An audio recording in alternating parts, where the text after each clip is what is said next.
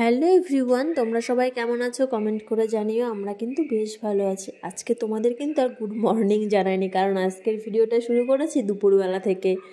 তো আজকে আর আমি কোনো কাজবাজ নিয়ে আসিনি, আজকে একটু রেডি হয়ে দেখো বেরিয়ে পড়েছি। তো আমি যাচ্ছি, আমার সঙ্গে তোমাদেরকেও নিয়ে যাব। এখন আমি বলছি না কোথায় যাচ্ছি, তোমরা পুরো ভিডিওটা দেখতে থাকো, অবশ্যই বুঝতে পারবে, দেখতে পারবে যে আমি কোথায় গেছি, কেন গেছি, গিয়ে কি করলাম, সবটাই তোমরা দেখতে পাবে। তো দেখো আমার বর আমাকে কত সুন্দর একটা রাস্তা দিয়ে নিয়ে যাচ্ছিল, একদম ফাঁকা মাঠ, মাঝখান দিয়ে গেছে রাস্তাটা, কত সুন্দর। আর ভীষণ হাওয়া হচ্ছিল, আর রোদটাও এমনভাবে দিচ্ছিল না, পুরো যেন চোখে এসে লাগছিল। যদিও বা ব্যাক ক্যামেরায় তোমরা হয়তো বুঝতে পারছো না যে কতটা রোদ উঠেছিল। আর পাশেই কিন্তু দেখো রেল লাইন, তোমরা কি দেখতে পাচ্ছ? দাঁড়াও তোমাদের ভালো করে দেখাচ্ছি। এই দেখো, এটা কিন্তু আমাদের বাড়ির সামনে দিয়েই গেছে রেল লাইনটা। দেখো আমরা এতক্ষণ এসেছিলাম মাঠের মধ্যে দিয়ে, মানে শর্টকাট যাকে বলে, তারপরে আমরা মেন রোডে কিন্তু উঠে পড়েছি। আর এখানে আসতেই দেখো এই যে রেল গেট পড়েছে, তো এখানে একটু দাঁড়িয়েছিলাম, তারপরেই দেখো চলে এসেছি আমি আমার বাড়িতে, মানে বাবার বাড়িতে। তো হট করে এমনি এসছি, মা ফোন করেছিল। তো বেশি হয়তো দূরে না, মানে বাইকে আসলে আধ ঘন্টা মতো লাগে, সেই জন্য মাঝে মাঝে আসা হয়। যদিও বা থাকবো না, চলে যাব, কিন্তু এসছি। আর এসে তো মাম্মাম দারুণ খুশি। মামা বাড়ি আসলে তো সবাই খুশি হয়, আমরাও যেমন গেলে খুশি হই। যদিও বা এখন অনেক দিন হলো যাই না, আমি প্রায় 5 বছর হয়ে গেছে মামা বাড়ি যাই না। তো ছোটোবেলায় মামা বাড়ি কিন্তু পুরো অন্যরকম। আর এসেই দেখছি এখানে দুটো ভাই খেতে বসেছে, একটাই যেটা বড় রয়েছে ওটা হচ্ছে আমার নিজের ভাই, আর একটা ছিল কাকার ছেলে। তো দুজনে এখানে খাচ্ছিল। তারপরে এই যে মাম্মাম, এটা আমার মাম্মামেরই চেয়ার, এসেই দখল করে, প্রতিবার যখনই আসে এসেই বলে এটা আমার চেয়ার। তো আজকেও সেম, এসেই দেখো বসে পড়েছে। এটা না আজকের ভিডিও না, এটা কিন্তু আগের দিনের ভিডিও। তো আমার এডিট করা হয়নি, আমার শরীরটা ভীষণ খারাপ, সেই কারণে এডিট করতে পারিনি, তাই জন্য পোস্ট করা হয়নি। তারপর মা তো এখানে খেতে দিয়ে দিয়েছিল, আর এখানে মা খেতে দিচ্ছিল, কারণ আমিও খেতে বসবো, কারণ আমিও না সারাদিন খাইনি, সারাদিন পরেই এখন এসছি। মানে কোথাও যাওয়ার সময় হলে ভীষণ মানে ব্যস্ত থাকি, তো মানে মেয়ের সামনে সব কাজবাজ সামনে রান্নাবান্না করে এসছি, এত ব্যস্ত ছিলাম যে খাওয়ার সময়টা পাইনি।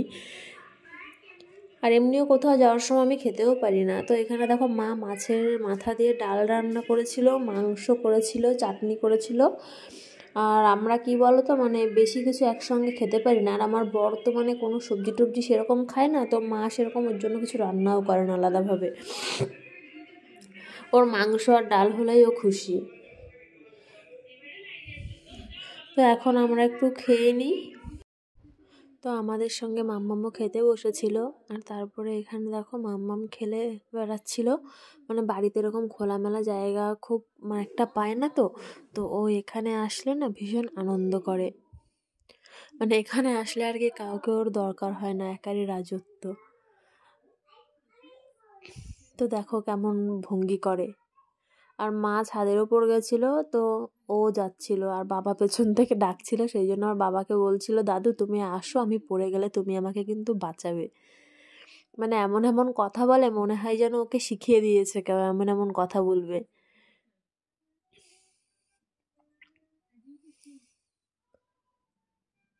আর বাড়িতে গেলে না আগে কি করতো জানো তো, মানে আগে যদি যেতাম মানে ও শুধু কাঁদতো, মানে আমাকে লাগবে। আর এখন কি করে, মানে আমি গেলে আমার আর কিছু করতে হয় না, মানে সবসময় মায়ের সাথে বাবার সাথে থাকে, এখন ভাইয়ের সঙ্গেও থাকে। ওই দেখো একা একা রাস্তায় চলে গেছে।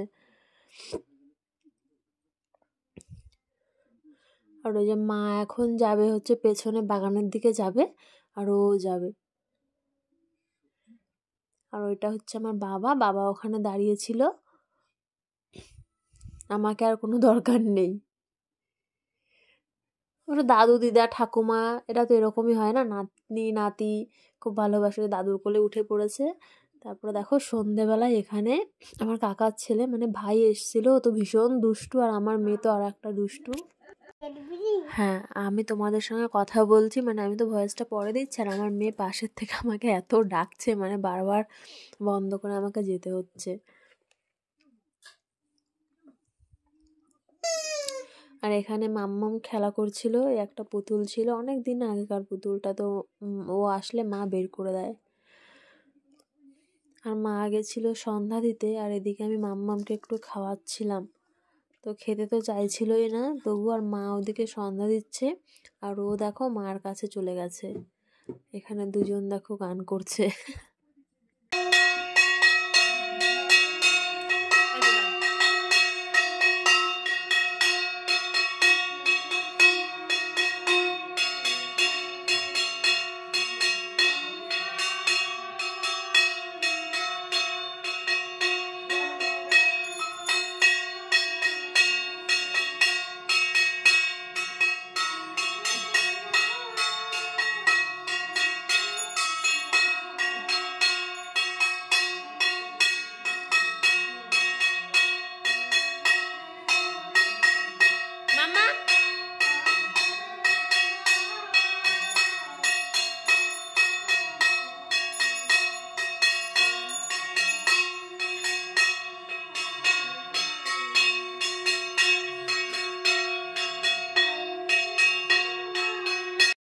আর এখানে এনাদের কাণ্ড দেখো।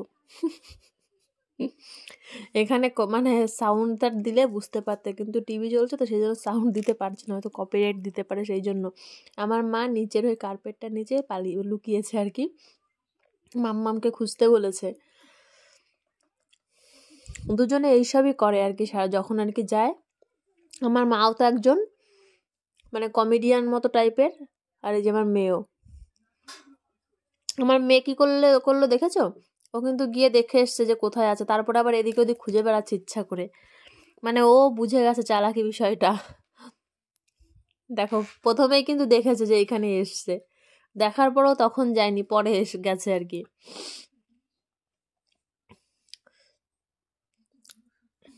আর এইদিকে না আমার হট করে ভীষণ শরীর খারাপ লাগছে, মানে জানি না হয়তো সারাদিন খাইনি, তারপরে হঠাৎ করে মাংস টাংস খেয়েছি তো, মানে ভীষণ গ্যাস হয়ে গেছে মনে হচ্ছে, আর এত পরিমাণে গা গোলাচ্ছে আমার, মানে শুয়ে রয়েছি কোনো কিছুই ভালো লাগছে না,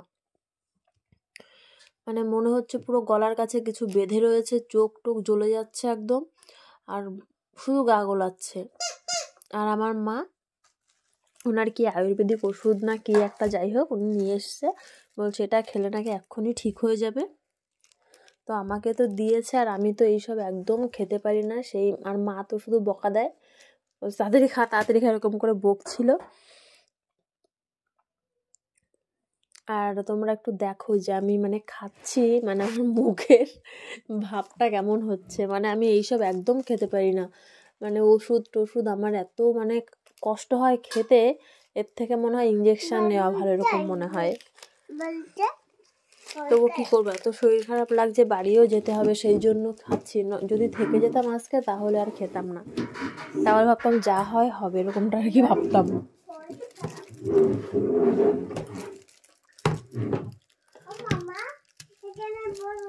আর আমি তো খেতেই পাচ্ছি না, মাকে বলছিলাম আচার আনো জল আনো এইসবই করছিলাম। আমি তোমাদের সঙ্গে কথা বলছি আর আমার মেয়ে পাশের থেকে সমানে বক বক করেই যাচ্ছে, মানে এমনিতে চুপচাপ থাকে, আমি যখনই এরকম কোনো কাজবাজ করি ও তখনই মানে কথা থামাই না, মানে বলেই যাবে কিছু না কিছু বায়না আর কি থেকেই থাকে। আর এদিকে দেখো এই কি দিয়েছে, এটা খেতে আমার অবস্থা খারাপ, আমি আর এইটুকু খাবো না। তারপরে এখন দেখো খাওয়ার পরে সত্যিই শরীরটা একটুখানি ভালো লাগছিল, পুরোপুরি ঠিক হয়নি কারণ আমি পুরোটা খাইনি, আর পুরো ওষুধটাই নিচে পড়েছিল, তো পুরোটা খেলে হয়তো আমি পুরোপুরি ঠিক হয়ে যেতাম। তারপর এদিকে বাড়ি যাব, সেই জন্য মা এখানে যে আঙুর ফলগুলো ছাড়িয়ে দিচ্ছিল, তো এই বাটিটায় মাম্মামের জন্য খাবার নিয়ে গেছিলাম বাড়ি থেকে, তো সেইটাই আর কি ভরে দিচ্ছিল, তো যদি ওইটা ধরে দিত না তাহলে ওর মধ্যে ধরবে না, সেই জন্য ছাড়িয়ে দিচ্ছে, যতটা পরিমাণে ধরে ততটাই আর কি দিয়ে দেবে। আর বাড়িতেও এমনিও রয়েছে আঙুর ফল লেবু সবই রয়েছে, আমি বলেছি দিতে হবে না, তবুও দিদা মা হয়তো এরকম করেই থাকে। তারপরে এখানে মাকে বলেছিলাম ওকে একটু হাগিস টাগিস চেঞ্জ করিয়ে একটু রেডি করিয়ে দিতে, আর ও আমার মার ঘাড়ে উঠে যাচ্ছে। আর দেখো মানে মা ওর সঙ্গে পারে না, আর ওইখানে আমার মেয়ে আঙুর ফল খেয়ে খেয়ে ফেলে কি অবস্থা করেছে। আর আমার মেয়ে এত ছোট তবুও এত ইয়ার্কি করে, মানে কি বলবো ভীষণ ইয়ার্কি করে, মুখের ভাব দেখো। এখানে টিভি না চললে সত্যি আমি তোমাদেরকে শোনাতাম যে কি বলছিল এখানে। আর মা তো শোনে আর অবাক হয় যে এইসব কথা কোথার থেকে শেখেও।